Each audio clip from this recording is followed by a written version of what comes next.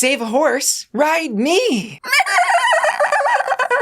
Hi, ugly. It's me, Bussy, and welcome back to Hot or Rat. And today we'll be reviewing episode 5 of RuPaul's Drag Race season 14. The queens were challenged to parody emotion-provoking commercials to raise money for a new charity supporting first eliminated drag queens from RuPaul's Drag Race. And representing those poor, unfortunate souls in this episode are Tempest DuJour, Jaymes Mansfield, and Kahmora Hall. And the runway category was Spring Has Sprung, and so have I. We've got a lot to cover and I can't wait to break it all down with you, but first, an ode to cornbread.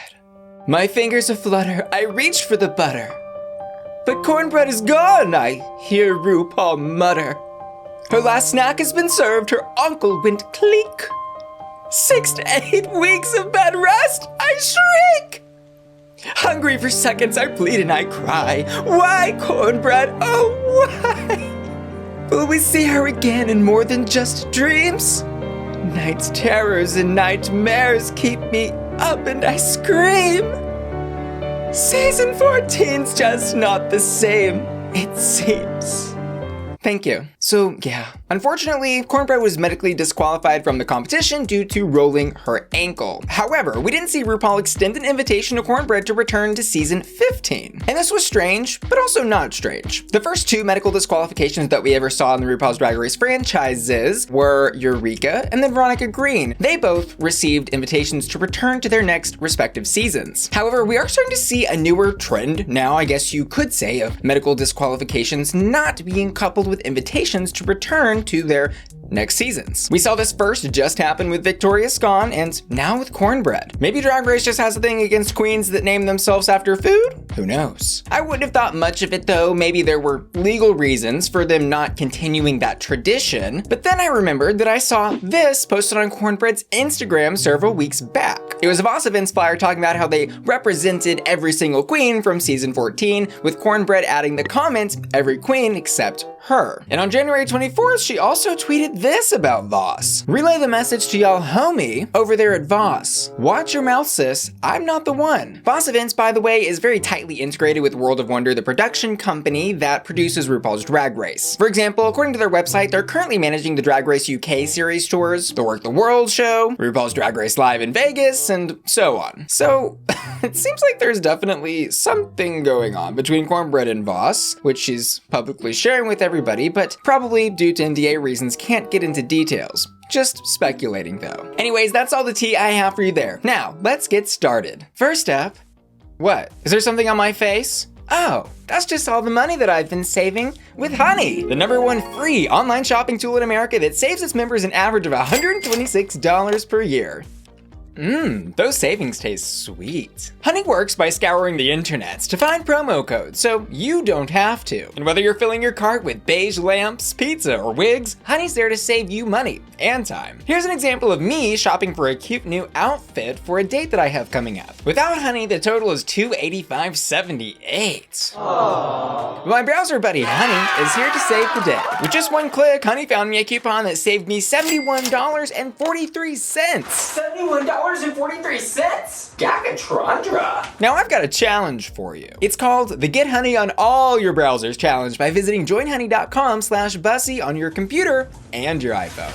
Got it. Just click the link in the description of this video to get Honey so you can save money and spend more time doing things like this. Thanks Honey for sponsoring today's video. Now let's talk dirty details team by team. First up, Team Tempest DuJour. Concerning Kerri Colby, this is a queen who, I said it last week and I'll say it again, is so funny naturally while she's talking. However, has been struggling a tad to land comedy in some of these acting challenges. Last week her comedy chops landed her in the bottom, which may have set a fire for her to do a little bit better this week. I wasn't rolling on the floor laughing during her parts, but her delivery was much improved and she did a solid job. Her performance I'll give a soft hat. But on the runway, Miss Girl, I was running away. She's giving Plants vs. Zombies, and I'm not so sure why she took this approach to a spring runway. Breaking this down from head to toe, she is basically dressed as a bouquet, but kind of avant-garde, or avant-garde, she should have said. The makeup and headpiece she has on, I think, are good, but also completely different, I think, from the dress and everything else going on with the look. It just seemed like there were too many thoughts and ideas that were trying to go into this, which resulted in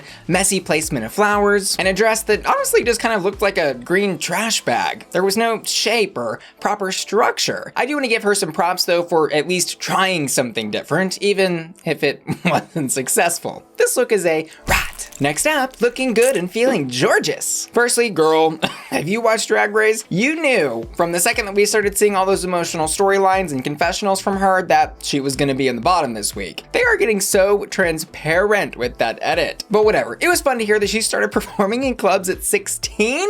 What? Because her parents were willing to go support her at the bars and see her shows. In the challenge, the judges got it right. Jorgeous wasn't spectacular. It was kind of strange to hear her be so offbeat with the background music that was going on in the PSA. I just found it a little strange that the professional dancer couldn't keep time. But maybe we can just chalk all that up to a bit of nervousness from her, considering we heard a confessional from her saying that she hates anything to do with talking and she's not good at rhyming. I was also dying when she was explaining to Rue that she wanted to serve real boring white women, so she didn't wear lashes in the commercial. Meanwhile, she was like fully beaten, contoured to death.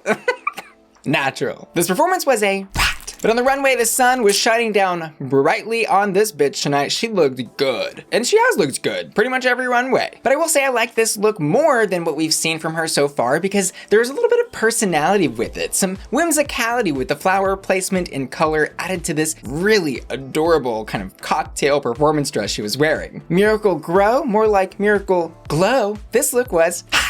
And next up in group Tempest, we have Angeria. In the challenge, I thought Angeria was the funniest of her group and delivered some of the best lines. My favorite was near the end when she goes, "What's that bitch name again?" Comedy gold. I kind of thought she would get a top placement or even win again, but I suppose it would be a little boring if they just kept giving the wins to Willow and Angeria every week. This performance was hot. On the runway, she says she's referencing Cardi B, and as the judges pointed out, there are some fit issues with this, specifically on the top with the bazookas looking kind of strange as they wrap too far around her body, and the midsection just isn't tight enough to her little frame. I think this look could have also been improved just a tad bit more if the slit was a little higher. That said, I loved the vision for this look, and I think those tiny details are worth overlooking for how professional, elegant, and beautiful she looks on the runway tonight, so I'm gonna give this look a hot. Next up, Deja Skye. Deja is quite funny, and it's interesting because we don't see her serving super comedy camp on the runway, and she isn't particularly funny in interactions with other queens, but now for the second week in a row when she's writing jokes, we're seeing her like be really funny. There's a smartness with the wordplay and misdirects that she uses in her jokes. And girl, I appreciate a brainy queen. Death drop, they said. Now poor Tempest is dead. This performance was hot. But on the runway, girl, hippity hoppity, rippity rottity. What is this? I'm concerned. I'm really concerned. And it's so strange because every single week I have to admire the technical skill with which the garments she is wearing are created. Like, I don't think it's easy to sew something with those cascading ruffles across her midsection or do double puff sleeves in a lace fabric. But again, the overall effect of this look is just not doing it for me. But it could just be that our tastes are completely mismatched, and hey, that's okay. Not everyone has to like everything that everybody likes. But I am still gonna give this look a rat. At least she's funny as hell though. Next up in James's group, let's talk about Orion Story. She once again faces her inner saboteur of falling flat in these acting challenges, which kills me because I can see the comedy behind her eyes, the smartness, the wit, but she just has not fully reached into that character that is in there and really brought it out. Maybe she just needs more practice, but this performance was a rat. But on the runway, my new sexuality is Orion Story dressed as a bunny. Oh my god, she looks hot. And I don't just mean, oh, I think this outfit is cute. I mean, I think she looks smoking hot. She's giving me sex kitten. She's giving me Anna Faris and House Buddy. She's giving me that very specific type of mansion that I can't say the first word of. And there was just something I think about seeing her in a lighter hair color that was so pretty on her. Orion, I want more of this story. This look was hot. Next up, isn't it just so beautiful when you see two bros bonding over balloons? Pop goes the weasel. I'm talking about Maddy and Bryce in the mini challenge, of course. Shown off camera, I'm sure, was their fist bump and no homo. In the challenge, I wanted more of Maddy, but not more that we didn't see. I just wanted more of what we did see in the rehearsal. Kind of like in the super teaser challenge, we saw them once again cut a scene where Maddy was funny in rehearsal, and I'm not sure if it just really didn't fit into the final edit or if it didn't fit into the larger narrative of the edit of this season, but it is kind of interesting to see that happening. Maddy was still pretty funny though, and I'm gonna give her performance a hot. And over on the runway, honey, you've got a big storm coming. Maddy was giving us a little storm cloud fantasy for this spring runway, which was a smart take on it. You know, because April showers bring May flowers. And the execution of her storm cloud, I think, was one of the best that we've seen on Drag Race. We have, of course, seen kind of a similar take on this from the Vivienne back in her season, which wasn't so great if I'm being honest. But again, Maddy's is fun. It's campy. I like the cloud hat on. And I love the dedication of wearing tassels from head to toe. Gotta say it, Maddy's slowly converting me. This look is hot. Next up, the last Kennedie, Jasmine. In the challenge, I love that she tried. This performance was a rot. But on the runway, if it ain't green, okay. I love this look. Jasmine looks stunning in this. And if you're gonna wear a bodice corset thing, this is how you do it. It is stoned to death. It kind of is reminding me of like an I Spy book. My eyes are just wandering all over it, taking in each and every little shiny object. And I love how the boot covers and opera sleeves perfectly match the green with those like little flares coming out on the hems of those items. I will say this look is not as abstract or idea based as some of the other looks on the runway tonight, but she looks damn good. My one critique for this look is we are seeing a lot of the same type of makeup from her. It's all very 90s, early 2000s drag glam, very classic, and it would be nice to see, I think, her try something a little bit different, more modern. And I'm not saying she needs to change her makeup permanently or anything, because it's great to have a signature look, but showcasing versatility, not a bad idea. That said, this look is hot. Next up, please throw a penny at this busted ass pig. Willow Pill is one of the funniest people that has ever been on RuPaul's Drag Race. Consistently, too. Like, she can write, she can act, she can serve looks. I will say her delivery wasn't quite as animated, I think, as the judges were looking for in this challenge, which is maybe why she wasn't in the top this week. But if you actually listen to what she was saying, I thought she was one of the funniest. This was hot. And on the runway, we see something campy from Willow. She's serving a kind of 50s retro housewife vibe, but the house that she's living in is on her head. And when she turns around and says, help, this was something from Willow that, of course, you could never expect this type of thing, but when you see it, you're like, yeah, that's definitely Willow. I half expected her to take this even further and like pull out some kind of knife or something and maybe a severed head. But she kept it rated G, and that's fine too. This look was hot. Next up, it's Daya Betty, the first of Kahmora Hall's group. Daya, from what I recollect, delivered a pretty solid performance. However, I don't think it was particularly memorable. The only notes I wrote were solid. So I'm gonna give this performance a hot.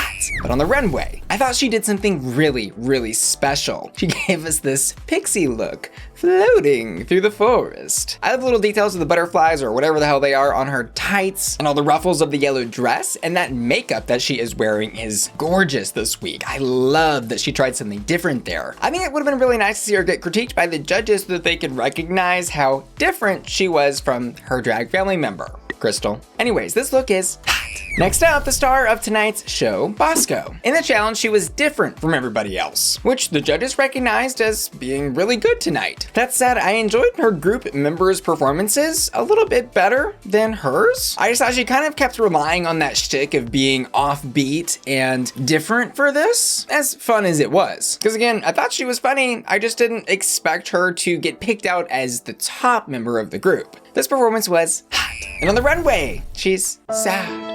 And then happy, and then sad, and then happy. I got a kick out of her telling the judges that this dress was from performing a seasonal affective disorder performance in Seattle. Perfect for spring. That said, I liked it more when it was just a dark cloud coming down the runway with those legs sticking out, looking a mile long each, and glistening, as she said, like wet hot dogs. If I could change a couple things about this look though, probably would have added some kind of fascinator to amp up the camp factor, and probably didn't need the nail gloves on this. I'm just not so sure they added much, and I'm not necessarily somebody that's hating nail gloves. And girl, we saw a lot of nail gloves on this runway. Jasmine, Orion, Willow has gloves, but without nails, and Bosco. I guess there was just some kind of discount on gloves when all these queens are preparing their looks. I don't know. Anywho, while I would have wanted to see a few more details finished on this look, I fully enjoyed the performance and runway walk as she stomped down the runway, serving us that sad and happy. This look was hot. And finally in this group, before we get to the 3 returning queens from the previous seasons, Lady Camden. So full tea on this queen, I actually thought she was gonna win this challenge. The judges though critiqued her for being soft-spoken, too quiet. But that wasn't really something that I even thought about while they were doing these PSAs, because overall, the PSA was kind of soft-spoken. Like that was kind of the point of what they were doing, right? If you're like yelling and being too off-key, you're not necessarily gonna get the donations for the poor, sad, unfortunate souls of the drag queens from prior seasons. And it was nice to see the judges finally give Lady some recognition, because it seems like she has been a tad overlooked, like in the pageant and in last week's comedy challenge. But I thought this performance was hot. Speaking of being funny and campy, look at this bitch's runway. She has literally a tea table and she spilled the tea on the runway. Loved that. Loved that. I will say though, I think the tea spilling cup and the dress pattern was plenty for this look, and I don't think it needed those extra details of like the plastic shiny apples sitting out on front. Like had this silhouette just been finished in like a poofy Cinderella skirt type of thing, I think it would have been perfect. But I'm not too mad about her oversteeping this look because I think it's hot. And finally, let's take a look at our first eliminated queen's runways. Tempest DuJour. This is the ugliest thing I have ever seen walk the runway. Rot. Jaymes Mansfield though, oh my god. She is looking gorgeous, elevated, galvanized, and beautiful walking down that runway. I was also kind of living for the like villain edit, as she said that she got on Twitter that we saw from her in the confessionals. She like predicted Orion going home. I was like, oh girl. This look was hot. And last but certainly not least, the reason I'm quitting drag, Kahmora Hall. When you know there's someone out there that looks this good in drag, it's hard to want to wake up and get into drag knowing that you look only this mediocre. All hail Queen Kahmora. This look is hot. And you know, she's literally wearing an original Bob Mackie. This bitch has budget, she has style, she has class. It's just a shame the competition kicked her ass.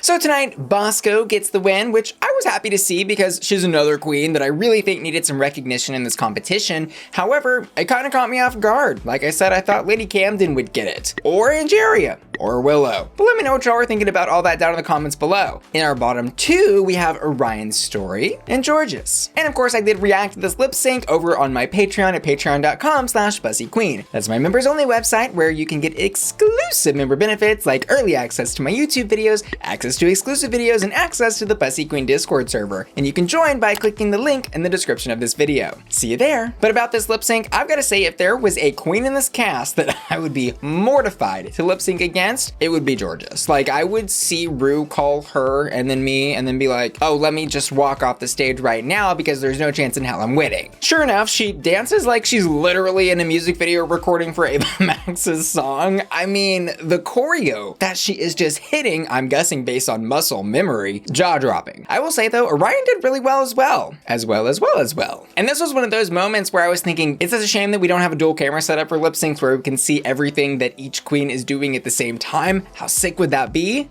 But we got what we got, and the edit was focused on Jorgeous, and for good reason. She was dancing the house down, boots, yes God, while Orion was losing her boots and wig the house down, yes God. It was unfortunate that that happened, considering we had just seen that happen with June, and girl, you know how we are in season 14. Can't be losing your wig, can't be losing your shoes. Anyway, Jorgeous stays, of course, and we see Orion's story come to a close after she reveals that she has chocolate.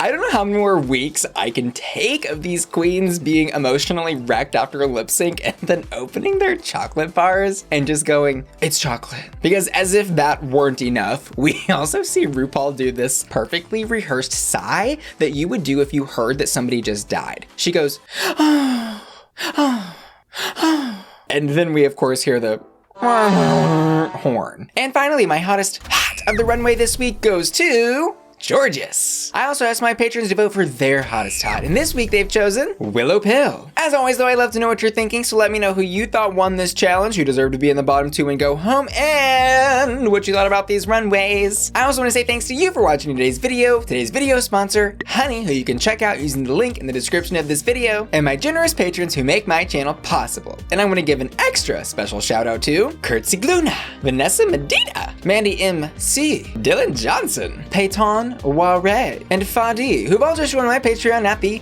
hot tier, and Kim Martin Boongard, Duskblade Pike, and Kumik Soon, who've all just joined my Patreon at the hottest hot tier, and Alial, Angel, Cyrus, Felicia, Hector Simancas, JB, Jeffrey, Josh, JP in Dallas, Lisette, Matthew Burns, Matthew Bauer, Maxie Wow, Miss F, Neely, Ryan Bince, Scooby Snacks, Sailor, Steven, Tom Jaco, Tom Young, Topher, Trojan, Wheelie, and Eugene, who are all supporting me at my Bussy Queen Collector tier. Thanks for watching. Love ya. Bye. Oh, wow. Wow. Wow. Well, that sounds kind of like a horse neigh.